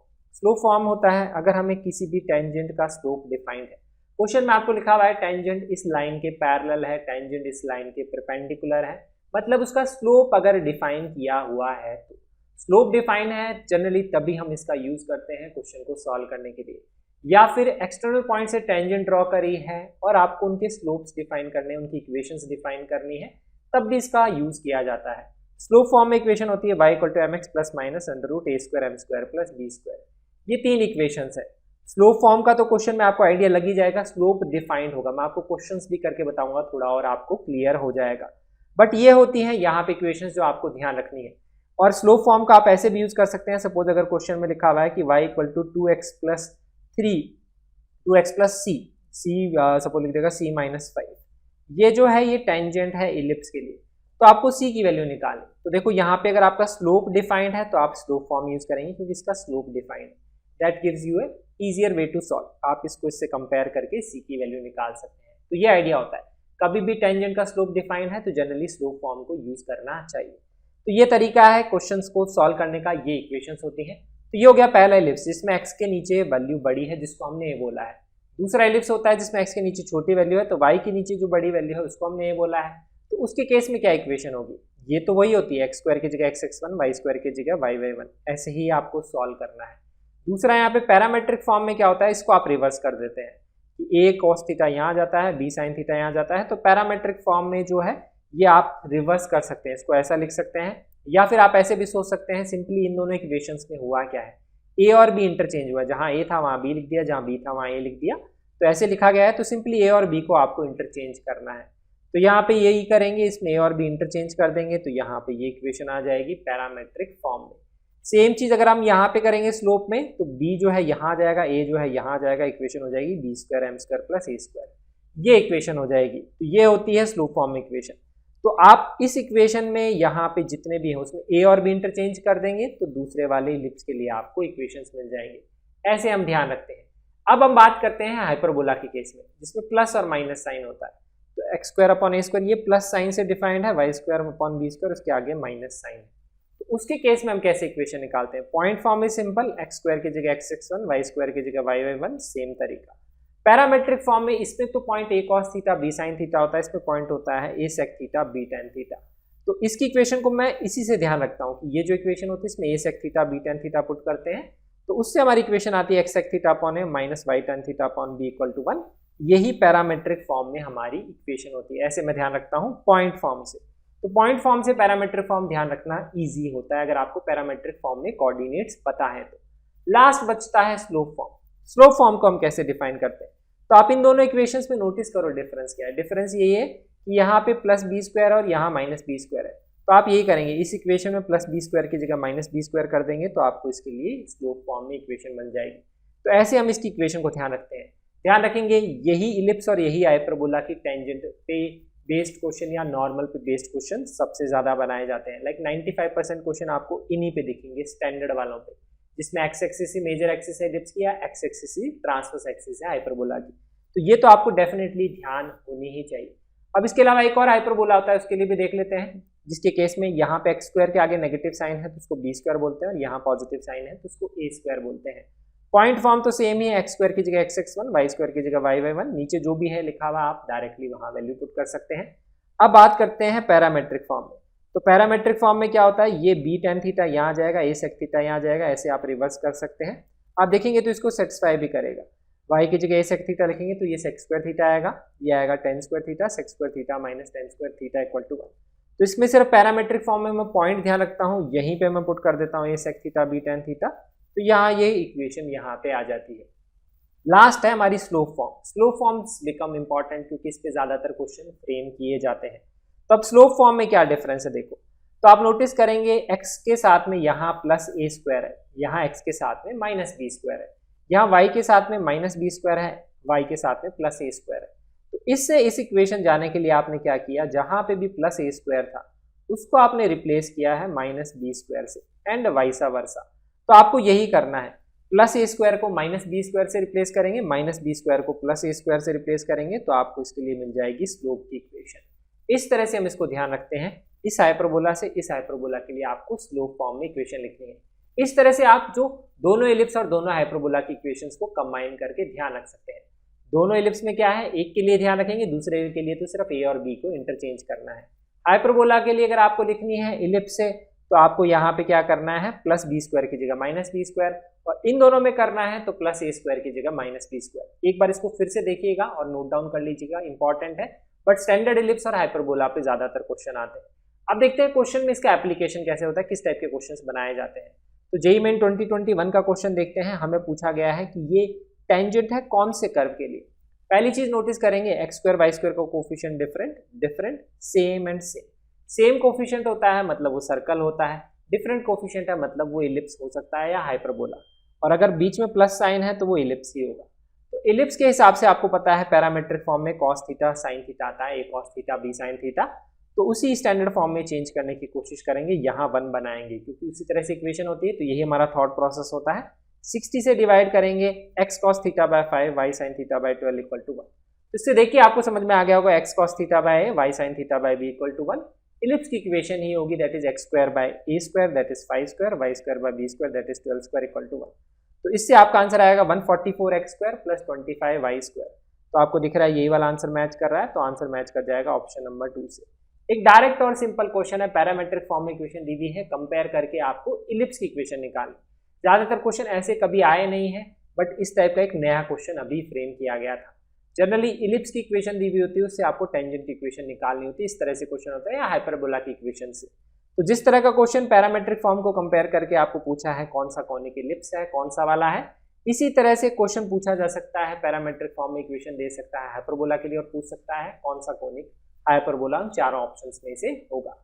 इसके अलावा आप देखते हैं इसका यूज कैसे आता है टेंजेंट का। टेंजेंट की इक्वेशन देखेंगे, जैसे यहाँ पे क्वेश्चन है कि इलिप्स है, ये दिया हुआ है हमें, पॉइंट पी दिया हुआ है सेकंड क्वाड्रेंट में, तो बना लेते हैं सेकंड क्वाड्रेंट में, such the tangent at P is perpendicular to this line. Tangent इस पॉइंट पे इस लाइन के परपेंडिकुलर है। तो मैंने आपको बताया था टेंजेंट कभी भी किसी लाइन के परपेंडिकुलर है या किसी के पैरेलल है, उससे आप टेंजेंट का स्लोप डिफाइन कर सकते हैं। तो अगर मैं यहाँ पे इसका स्लोप बोलूंगा तो इसका स्लोप है -12, तो यहाँ पे m1 m2 -1 करेंगे तो इसका स्लोप आ जाएगा दैट इज इक्वल टू 2, ये आप बोल सकते हैं। अब स्लोप से आप हमेशा इक्वेशन ऑफ इलिप्स कर सकते हैं डिफाइन, क्योंकि x square by 8 plus y square by 4 equal to 1 है, तो इससे ए स्क्वायर और बी स्क्वायर की वैल्यू पता है, स्टैंडर्ड इलिप्स ही है। क्वेश्चन में यहाँ पे लिखा हुआ है एस और एस डैश फोकाई है, इसेंट्रिसिटी ई है, एरिया ऑफ ट्राइंगल हमें डिफाइन करना है एस पी एस डैश, तो इसलिए मैंने इसको ज्वाइन कर दिया। फिर हमें इसकी वैल्यू निकालनी है, तो एक तो इसेंट्रिसिटी निकालनी है और एक एरिया निकालना है। इसेंट्रिसिटी आप यहाँ पे निकाल सकते हैं, एरिया निकालने के लिए आपको बेस मल्टीप्लाइड बाय हाइट निकालना पड़ेगा। तो बेस हो जाएगी ये वाली लेंथ, तो उसके लिए पॉइंट पता होना चाहिए a,0 माइनस a,0, उसके लिए भी इसेंट्रिसिटी चाहिए, तो इसेंट्रिसिटी निकालेंगे, ए स्क्वायर बड़ी वैल्यू बी स्क्वायर छोटी वैल्यू। इसेंट्रिसिटी का formula b square by square equal to 1 minus e square, eccentricity आ जाएगा 1/√। ये वैल्यू निकालने की जरूरत थी क्योंकि मैं फोकस डिफाइन यहाँ कर सकता हूँ, क्योंकि अगर ए स्क्वायर 8 है तो ए की वैल्यू हमारी 2√2, तो ए ही अगर हम निकालेंगे तो 2 आएगा, तो कोऑर्डिनेट 2,0 और -2,0 ये हम निकालेंगे। एरिया ऑफ ट्रायंगल का कोऑर्डिनेट ज्योमेट्री में जब भी क्वेश्चन आता है या तो half base multiplied by height करते हैं, या तीनों वर्टिसेस के कैसे भी कोऑर्डिनेट निकाल लीजिए, उससे आपको एरिया ऑफ ट्रायंगल का फॉर्मूला पता होता है।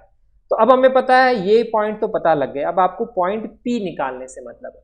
अब हम समझते हैं कॉन्सेप्ट, कैसे हम इसको सॉल्व कर सकते हैं। तो इसको सॉल्व आप दो तरीके से कर सकते हैं, पैरामेट्रिक फॉर्म से भी कर सकते हैं, पॉइंट फॉर्म से भी कर सकते हैं और स्लोप फॉर्म से भी। कैसे करते हैं, क्या थॉट प्रोसेस, उसको समझते हैं। सबसे पहले अगर मैं लगाता हूं स्लोप फॉर्म, तो अगर स्लोप फॉर्म में मैं इक्वेशन यूज करना चाहूंगा तो स्लोप फॉर्म में कैसे लिखते हैं टेंजेंट की इक्वेशन, वो आपको पता होनी चाहिए। स्लोप फॉर्म में इक्वेशन लिखी जाती है y equal to mx plus minus √a² m² plus b², यही लिखी थी हमने इलिप्स के लिए इक्वेशन, तो हम ये यूज करेंगे। अब नोटिस करो, m² है 4, a² है 8, तो 8 4 जा 32, तो यहाँ पे हो जाएगा 32, b² है 4, तो ये हो जाएगा 36, तो ये प्लस माइनस 6 आएगा और यहाँ 2 आएगा, तो यहाँ पे इक्वेशन हमारी मिल जाएगी y equal to 2x plus minus 6, ये हमारी यहाँ पे इक्वेशन मिल जाएगी। क्वेश्चन में लिखा हुआ है कि ये कहाँ पे है, सेकंड क्वाड्रेंट में, मतलब ऊपर, और यहाँ पे प्लस 6 ही हो सकता है क्योंकि ये y एक्सिस को पॉजिटिव को ही कट करेगा, तो माइनस साइन हटा देंगे, तो इससे हमें मिल जाएगी यहाँ पे टेंजेंट की इक्वेशन। स्लोप को अगर हमने यूज किया, उससे अब आप पॉइंट कैसे निकाल सकते हो। तो एक तरीका तो आप ये बोल सकते हो सर इस इक्वेशन को इसके साथ सॉल्व कर लो और उससे पॉइंट आ जाएगा, लेकिन ध्यान रखिए ऐसे नहीं करना होता है। कैसे करना होता है मैंने आपको बताया, जब भी पॉइंट निकालना होता है और अगर आपको इक्वेशन पता है तो पॉइंट फॉर्म में इक्वेशन लिखो, x 1/a² तो यह आएगा 8, y 1/b² तो यह आएगा 4 इक्वल टू 1। अब आप इस इक्वेशन और इस इक्वेशन को कंपेयर करके पॉइंट x1 y1 निकाल सकते हैं। एक बार पॉइंट आ जाएगा तो एरिया निकाल सकते हैं। हमें सिर्फ y कोऑर्डिनेट ही चाहिए क्योंकि हाइट उससे मिलेगी, बेस हमें पता है वैल्यू है 4। एरिया हमारा यहाँ से आ जाएगा। एक तरीका ये है स्लोप फॉर्म को यूज करने का। स्लोप दिया हुआ है, स्लोप फॉर्म को यूज करके आप इक्वेशन लिख सकते हैं, इक्वेशन से आप पॉइंट लिख सकते हैं, फिर आगे जो भी निकालना है आप निकाल सकते हैं। दूसरा तरीका है पैरामेट्रिक फॉर्म। पैरामेट्रिक फॉर्म में coordinate a cos theta b sin theta होता है, तो ये वैल्यू मैंने लिख ली। अब जो ये मैंने पॉइंट फॉर्म में इक्वेशन लिखी है उससे आप पैरामेट्रिक फॉर्म में भी लिख सकते हैं। वो इक्वेशन होती है x cos theta upon a की वैल्यू है 2√2, y sin theta upon b, तो y sin theta upon 2 equal to 1। ऐसे आप इक्वेशन लिख सकते हैं। और इसमें आप क्या यूज कर सकते हैं, स्लोप को। यहाँ पे स्लोप की वैल्यू 2 है। पैरामेट्रिक फॉर्म से अगर आप स्लोप निकालेंगे तो आप निकालेंगे माइनस कॉट थीटा बाय √2। आप इसको निकालेंगे y इक्वल टू mx की फॉर्म में, उससे आप उसको इक्वेट कर देंगे, उससे आपको कॉट थीटा की वैल्यू मिल जाएगी, तो आ जाएगा -2√2। कॉट थीटा से आप कॉस थीटा साइन थीटा निकाल सकते हैं ट्रायंगल बना के, तो ये पॉइंट मिल जाएगा। ऐसे भी आप ये पॉइंट निकाल सकते हैं। ये भी दूसरा तरीका है पॉइंट निकालने का पैरामेट्रिक फॉर्म में। पैरामेट्रिक फॉर्म में भी क्या होता है, पॉइंट ही होता है, पॉइंट फॉर्म में भी पॉइंट ही होता है, दोनों से कर सकते हैं। लेकिन स्लोप को यूज करना है तो स्लोप फॉर्म को भी यूज किया जा सकता है। ये भी एक तरीका है पॉइंट निकालने का। पॉइंट निकाल के एरिया आ जाएगा, एरिया के बाद में जो भी क्वेश्चन में पूछा है आप इवेल्युएट कर सकते हैं। एक और तरीका मैं बोल सकता हूं यहाँ पे, दूसरा तरीका क्या है, आप इसको डायरेक्टली डिफरेंशिएट करके भी स्लोप निकाल सकते हैं बिना ये इक्वेशन डिफाइन करे हुए। तो उसके लिए आप इसको डायरेक्टली डिफरेंशिएट कर दीजिए, तो आएगा 2x/8 plus 2y dash by 4 equal to 0। तो यहाँ से स्लोप आ जाएगा dy/dx, x और y के टर्म्स में, तो वो स्लोप आ जाएगा। उसके केस में x और y आप ये वैल्यू पुट कर दीजिए, तो ऐसे भी आप ये स्लोप डिफाइन कर सकते हैं बिना इक्वेशन लिखे हुए, अगर आपको इक्वेशन ध्यान नहीं रहती है एप्लीकेशन ऑफ डेरिवेटिव्स के कॉन्सेप्ट से। ऐसे किया जा सकता है सॉल्व। तो स्लोप फॉर्म का आपको यूज ध्यान रखना है। स्लोप दिया हुआ है, स्लोप यूज करके आप इक्वेशन लिख सकते हैं, इक्वेशन को कंपेयर कर सकते हैं, पॉइंट फॉर्म से पॉइंट निकाल सकते हैं। फिर क्वेश्चन में जनरली ये सभी पूछा जाता है और कुछ नहीं वो पूछते हैं। इसके अलावा आप पैरामेट्रिक फॉर्म यूज कर सकते हैं। पैरामेट्रिक फॉर्म को हमेशा हम यूज करते हैं मोस्टली लोकस के क्वेश्चंस में। एक और क्वेश्चन यहाँ देखते हैं जिसमें मैं हाइपरबोला के लिए सॉल्व करूंगा कि parallel to this straight line, इसके पैरेलल अगर हमें लाइन दी हुई है हाइपरबोला के लिए टेंजेंट है, तो एक तरीका तो ये है कि इसका स्लोप मुझे पता है, दैट इज इक्वल टू 2। तो हाइपरबोला स्टैंडर्ड है, इक्वेशन लिख सकता हूँ टेंजेंट के लिए y equal to mx plus minus √a² m² - b²। इसमें प्लस था, इसमें माइनस था, क्योंकि हमें पता है प्लस b² की जगह माइनस b² आता है। तो इससे मैं टेंजेंट टू हाइपरबोला लिख सकता हूँ, पहला मेथड जो मैंने आपको अभी करके बताया था। फिर आपको लिए टेंजेंट लिख जाएगी, तो आपको पॉइंट निकालना x1 y1, तो आप कंपेयर कर सकते हैं उस टेंजेंट की इक्वेशन को पॉइंट फॉर्म से। पॉइंट फॉर्म में इक्वेशन क्या होती है, that is x(x1/4 minus y(y1/2) equal to 1। इससे कंपेयर कर लेंगे इस इक्वेशन को, तो आपको x1 y1 मिल जाएगा। x1 y1 मिल जाएगा तो उसका स्क्वायर करके यहाँ वैल्यू पुट करके आप आंसर निकाल सकते हैं, जो मेथड मैंने ऑलरेडी डिस्कस किया। तो सेम ही मेथड डिफरेंट क्वेश्चन हाइपरबोला में अप्लाई किया जा सकता है। अब मेरे को अगर लगता है कि मेरे को ये इक्वेशन ही ध्यान नहीं है, तो आप कैसे करेंगे सॉल्व, मुझे पैरामेट्रिक फॉर्म में भी नहीं ध्यान, तो मैं एप्लीकेशन ऑफ डेरिवेटिव के बेसिक कॉन्सेप्ट से भी सॉल्व कर सकता हूं। यही मैं आपको यहां बताना जा रहा हूं। तो उसके लिए आप क्या करेंगे, सिंपल स्लोप निकालने के लिए इसको डिफरेंशिएट करेंगे और यहाँ पे आप उससे सॉल्व कर लेंगे। तो इसको डिफरेंशिएट करके स्लोप से इक्वेट करेंगे, तो x1/2y1 आएगा स्लोप। या तो आप पॉइंट फॉर्म में इक्वेशन लिख के स्लोप लिख लीजिए, या डिफरेंशिएट करके जैसे मैंने आपको बताया था स्लोप लिख लीजिए x1 y1 पे। उससे x1 y1 में एक इक्वेशन आ जाएगी, x1 equal to 4y1। This is the first equation x1 y1 निकालने के लिए। दूसरी इक्वेशन हमें क्या पता है, क्योंकि पॉइंट x1 y1 किस पे है, हाइपरबोला पे ही है, तो इसको सेटिस्फाई करेगा। तो दूसरी इक्वेशन ये। अब आपको सिंपली ये दो इक्वेशन सॉल्व करनी है और x1 y1 निकालना है, और एक बार x1 y1 आ गया तो आप ये वैल्यू इजीली इवैल्यूएट कर सकते हैं। तो x1 की जगह हमने पुट कर दिया 4y1 और उससे y1² की वैल्यू आ जाएगी, ये आएगा that is 7y1² equal to 2। अब यहाँ से आप निकालेंगे x1², तो यहाँ वैल्यू पुट कर देंगे। x1 की जगह अगर मैं 4y1 पुट कर दूँ तो 16y1² प्लस 5y1², ये हो जाएगा 21y1², और 7y1² अगर 2 है तो इसका 3 टाइम्स 21 हो जाएगा, तो ये वैल्यू आ जाएगी 6, जो मैच कर जाएगा ऑप्शन नंबर 4 से। तो ऐसे आप सिंपल एप्लीकेशन ऑफ डेरिवेटिव्स के कॉन्सेप्ट से भी स्लोप निकाल के इक्वेट कर सकते हैं। एक इक्वेशन ये, दूसरी इक्वेशन पॉइंट सेटिस्फाई करेगा कोनिक को, दूसरी इक्वेशन वो। वैसे भी अगर आपको पॉइंट निकालना है इलिप्स या हाइपरबोला पे सॉल्व कर सकते हैं। सेम क्वेश्चन इलिप्स में भी बनाया जा सकता है, तो दोनों तरीके सही हैं। तो इस तरीके से जो प्रीवियस क्वेश्चन था इलिप्स का, वो भी मैं सॉल्व कर सकता था। These are the different ways to solve and proceed a question, आप एग्जाम में सॉल्व कर सकते हैं, ऐसे एग्जाम में यूज आता है। अब देखते हैं हम स्लोप फॉर्म का डायरेक्ट यूज कैसे आता है? एक तो स्लोप दिया हुआ इक्वेशन लिखने के लिए, दूसरा स्लोप फॉर्म का यूज आता है अगर हम एक एक्सटर्नल पॉइंट से पैराबोला, हाइपरबोला पे या इलिप्स पे या पैराबोला पे इक्वेशन लिखते हैं। जनरली उसके केस में हम स्लोप फॉर्म यूज करते हैं। एक्सटर्नल पॉइंट से अगर आपने टेंजेंट ड्रॉ करी है हाइपरबोला पे, sum of reciprocal of slope of these tangents, तो आपको कैसे सॉल्व करना है? तो जो भी हाइपरबोला आपने अगर दो टेंजेंट ड्रॉ करी है किसी एक एक्सटर्नल पॉइंट से पास करी, ध्यान रखिए फ्रॉम द पॉइंट जब भी लिखा होता है तो वो एक्सटर्नल पॉइंट के लिए ही होता है। पॉइंट है 4,2, ये फ्रॉम द पॉइंट है। एक होता है eight the point, eight the point मतलब हाइपरबोला पे ही पॉइंट होता है, फ्रॉम द पॉइंट मतलब एक्सटर्नल पॉइंट। इससे अगर आपने दो टेंजेंट ड्रॉ करी है, हाइपरबोला को टच करती है, तो उसके केस में हम यूज करेंगे स्लोप फॉर्म का, और इसमें स्लोप के ही रेसिप्रोकल का सम पूछा है तो उससे और हिंट मिलता है स्लोप फॉर्म यूज करने। स्लोप फॉर्म होती है y = mx plus minus under root a square m square minus b square. तो यहाँ पे a स्क्वायर b स्क्वायर निकाल लेंगे 400 से डिवाइड करके, तो ये वैल्यू आ जाएगी। अब यहाँ पे पॉइंट सेटिस्फाई करेंगे 4,2, इसमें पॉइंट सेटिस्फाई करेगा, इससे m एक क्वाड्रेटिक बन जाएगी, इसको लेफ्ट में ले गया मैं 4m को और होल स्क्वायर कर दूंगा, तो ये इक्वेशन हमारी बन जाएगी। अब यहाँ पे इसमें रेसिप्रोकल का हमें पूछा है सम, तो यहाँ पे जो वैल्यू हमें पूछी है रेसिप्रोकल ऑफ स्लोप्स का सम, तो हमें पूछा है 1/m1 plus 1/m2, which is very easier to find, क्योंकि हमें पता है सिंपल क्वेश्चन है, नीचे m1 m2 आएगा, ऊपर आएगा m1 प्लस m2, और m1 प्लस m2 और m1 m2 कैसे निकाल सकते हैं? इस क्वाड्रेटिक के रूट्स ही है, सम ऑफ रूट्स और प्रोडक्ट ऑफ रूट्स आप आसानी से निकाल सकते हैं, यहाँ वैल्यू पुट करके आपका आंसर आ जाएगा। तो जिस क्वेश्चन में डायरेक्टली स्लोप की बात करी हुई है उसमें तो स्लोप फॉर्म यूज करनी ही है, इट इज वेरी इंपॉर्टेंट, ध्यान रखेंगे, इसको आप यूज कर सकते हैं। और कभी भी tangent from external point parabola, ellipse, hyperbola के लिए है, जनरली आप स्लोप फॉर्म को यूज करके इक्वेशन बनाते हैं, क्योंकि उसमें एक स्लोप में ही इक्वेशन बनती है। पॉइंट तो आपको पता है, पॉइंट पता है, स्लोप पता है, तो आप आसानी से इक्वेशन लिख सकते हैं। इसके अलावा स्लोप फॉर्म का कैसे यूज आ सकता है कि अगर एक्सटर्नल पॉइंट से हमने टेंजेंट ड्रॉ करी है, उसके बीच का एंगल आपसे पूछा है, जिस तरह का क्वेश्चन मैंने पैराबोला में भी बताया था, ये एंगल आपको निकालना है, तो उसके केस में अगर एंगल निकालना है तो ये भी पूछा जा सकता है। तो tan अल्फा अगर हमारा एंगल बोलेंगे तो बोलेंगे mod of m1 minus m2 upon 1 plus m1 m2, अगर हम एक्यूट एंगल की बात करते हैं तो ये वाली वैल्यूज भी हम कहाँ से लिखेंगे? इस क्वाड्रेटिक से लिखेंगे, डिफरेंस रूट्स ऑफ रूट्स और प्रोडक्ट ऑफ रूट्स जो नीचे आ जाएगा, ऐसे भी क्वेश्चन बनाया जा सकता है। तो ये डिफरेंट तरीके हैं, ऐसे स्लोप फॉर्म को एग्जाम में यूज कर सकते हैं। ये हो गया हमारा नेक्स्ट क्वेश्चन। अब लास्ट हम यहाँ पे देखते हैं टेंजेंट में एक last type, that is chord of contact. Chord of contact को भी मैंने इसी मिक्स कर दिया, क्योंकि कॉर्ड ऑफ कॉन्टैक्ट का एक ही क्वेश्चन दो बार आया है और उसी टाइप के क्वेश्चन आने के चांसेस ज्यादा रहते हैं। इसमें देखो क्या लिखा हुआ है, इसमें लिखा हुआ है ये लाइन इंटरसेक्ट करती है इलिप्स को दो पॉइंट के ऊपर, तो मैंने इसको एक बना लिया है, दो पॉइंट पे इंटरसेक्ट करवा दिया।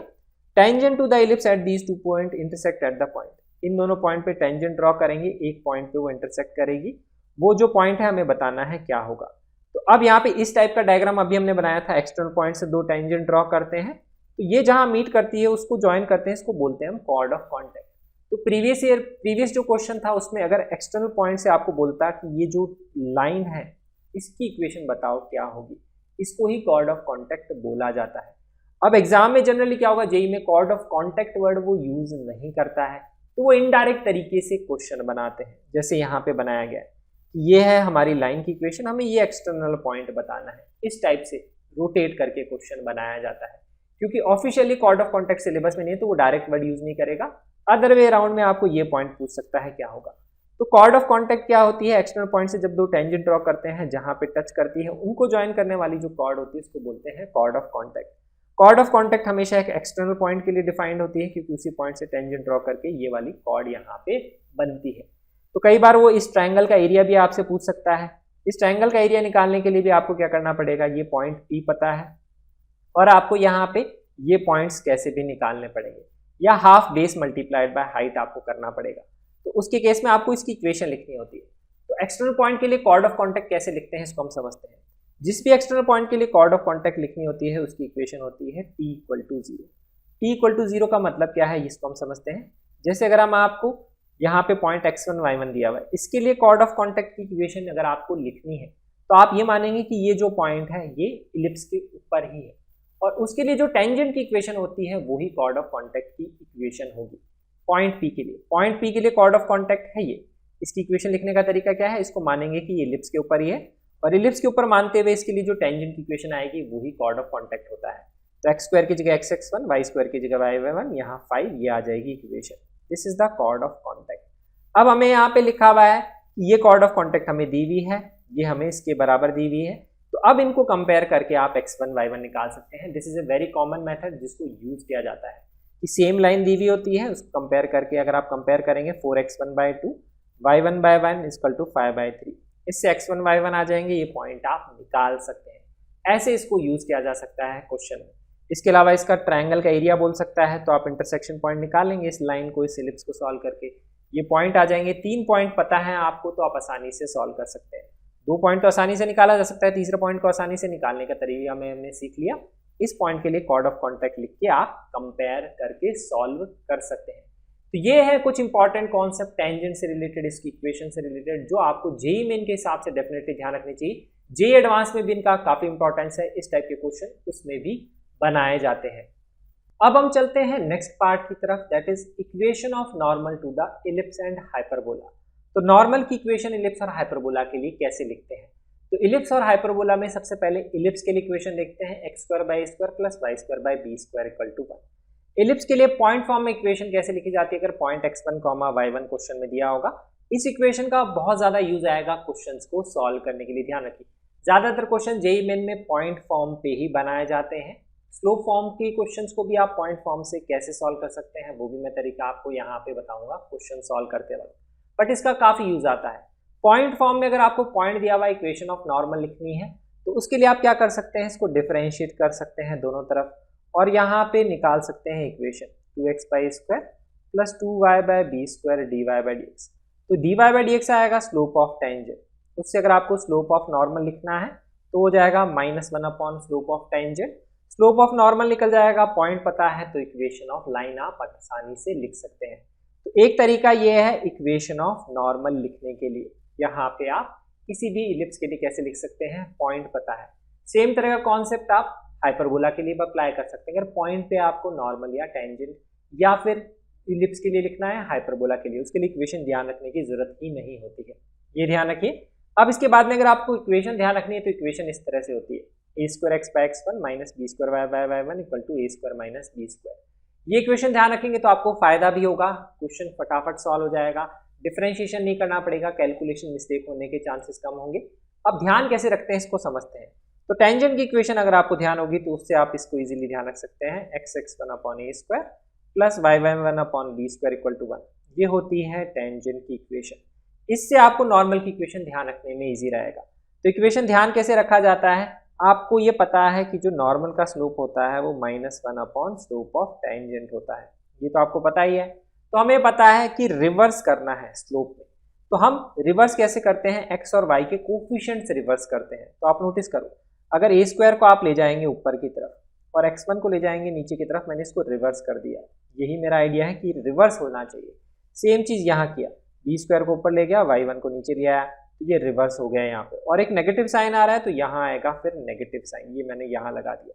तो इस इक्वेशन से अगर मुझे इक्वेशन लिखनी है इलिप्स की नॉर्मल की, तो मुझे पता है x1 और नीचे a² आता है, तो a² अपॉन x1 कर दूंगा रिवर्स, b² अपॉन y1 कर दूंगा रिवर्स और प्लस का कर दूंगा माइनस। ये आपको हमेशा करना है, इस तरह से मैं इक्वेशन ध्यान रखता हूँ। और राइट साइड का पार्ट आपको ध्यान रखना पड़ेगा, a² माइनस b² आता है, जिसको आप a² e² भी लिख सकते हैं। ऐसे हम इसकी इक्वेशन को रखते हैं ध्यान, राइट साइड में 1 नहीं आता है, कांस्टेंट पे a² माइनस b² वहां पे आता है। तो ये होती है इलिप्स के लिए, यहाँ पे हम लिख सकते हैं दैट इज नॉर्मल की equation eight the point x1, y1। तो यहाँ पे ये लिख लिया। इसको मैं a² e² क्यों बोल रहा हूँ, क्योंकि b² की जगह आप पुट करेंगे a² 1 माइनस e², जो फॉर्मूला था b²/a² equal to 1 minus e², तो a² कैंसिल और a² e² आ जाएगा। लेकिन मैं इसको a² e² याद इसलिए नहीं रखता हूँ, इसको a² माइनस b² इसलिए याद रखता हूँ क्योंकि इस a² माइनस b² से ही हम हाइपरबोला और जो बाकी इलिप्स है उसके लिए भी नॉर्मल की इक्वेशन आसानी से डिफाइन कर पाएंगे। तो ये हो गया पॉइंट फॉर्म। नेक्स्ट हम देखते हैं यहाँ पे पैरामेट्रिक फॉर्म। तो पैरामेट्रिक फॉर्म में इक्वेशन याद नहीं करते हैं, पैरामेट्रिक फॉर्म में सिर्फ पॉइंट याद रखते हैं, cos theta b sin theta होता है। पॉइंट फॉर्म में आप a cos theta b sin theta put कर दीजिए, पैरामेट्रिक फॉर्म में इक्वेशन आ जाएगी। इसका भी यूज तभी होता है जब आपको लोकस का कोई क्वेश्चन बनाया गया है, नहीं तो जनरली इसका हम यूज नहीं करते हैं क्वेश्चन को सॉल्व करने के लिए। लास्ट होती है स्लोप फॉर्म। स्लोप फॉर्म में कुछ इक्वेशन गंदी होती है, दिखने में इस तरह से होती है, इसको भी कैसे याद रखते हैं ये भी मैं आपको आइडिया दूंगा, अभी आपको फटाफट याद भी हो जाएगी। बहुत ईजी होता है, इसको भी ध्यान रखना। कैसे ध्यान रखते हैं इसको भी हम समझेंगे। अब यहाँ पे उसके लिए आप टेंजेंट की इक्वेशन स्लोप फॉर्म में देखिए क्या है, वो आपको डेफिनेटली याद होनी चाहिए। टेंजेंट की इक्वेशन क्या होती है, y equal to m x plus minus under root a square m square plus b square, यही थी वहां पे इक्वेशन। तो इससे हम ये याद रख सकते हैं बहुत आसानी से। कैसे ध्यान रख सकते हैं, पहली चीज ध्यान रखिए, राइट साइड में कांस्टेंट जो c था वो अब यहाँ पे c नहीं आ रहा है, a square minus b square, ये वाला पार्ट तो यहाँ आना ही है, ये तो आपको लिखना ही है। अब इसके अलावा ये वाला जो पार्ट है ये कहाँ से आएगा, आपको ये वाला जो है इसके अंदर क्या करना है, m की जगह 1/m करना है। क्यों करना है 1/m, क्योंकि हमें पता है ये टेंजेंट है, नॉर्मल में स्लोप क्या हो जाएगा 1/m हो जाएगा।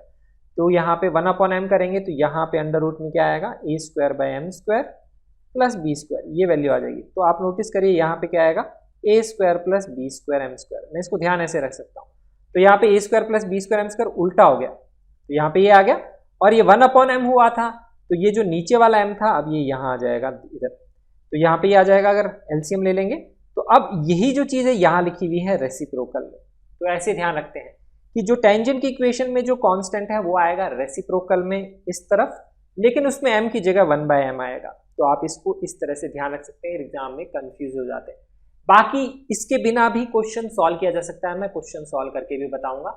लेकिन अगर आपको ये इक्वेशन याद रहती है, थोड़ा कैलकुलेशन फटाफट होती है, सिर्फ ये डिफरेंस आता है।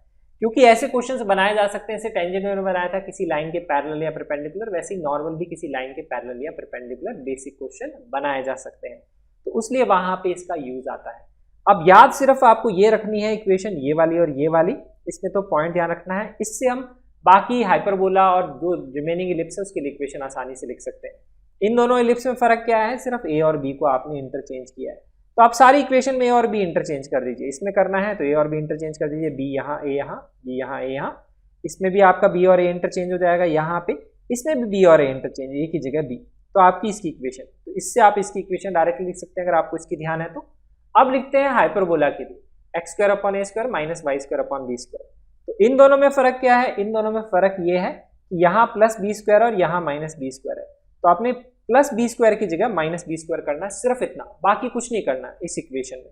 तो यहाँ माइनस बी स्क्वायर है उसकी जगह करेंगे प्लस बी स्क्वायर, यहाँ माइनस बी स्क्वायर है उसकी जगह करेंगे प्लस बी स्क्वायर।